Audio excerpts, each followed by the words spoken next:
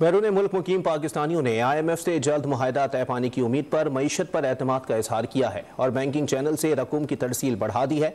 उम्मीद की जा रही है कि माह रमज़ान और ईद के मौके पर रिकॉर्ड तरसीलात ज़र पाकिस्तान आएंगी। तफसीलात बता रहे हैं तलकीन ज़ुबैरी इस रिपोर्ट में।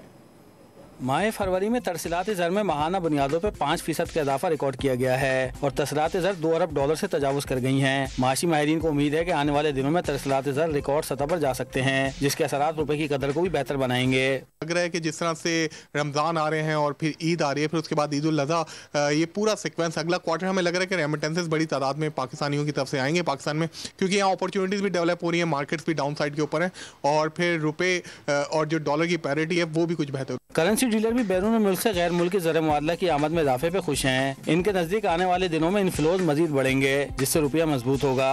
इनवर्ड रेमिटेंसेस हैं और अच्छी होंगी, क्योंकि जो हमारा गैप था ओपन मार्केट का और इंटरबैंक का और ग्रे मार्केट का, वो तकरीबन ख़त्म हो चुका है और उसकी वजह से लोग वापस हवाले की तरफ से ऑफिशियल चैनल पे आ गए हैं। तो इसलिए आपने देखा पिछले दिनों कि हमारी रेमिटेंसेस तकरीबन मंथ ऑफ मंथ बेसिस पे 10% बढ़ी हैं।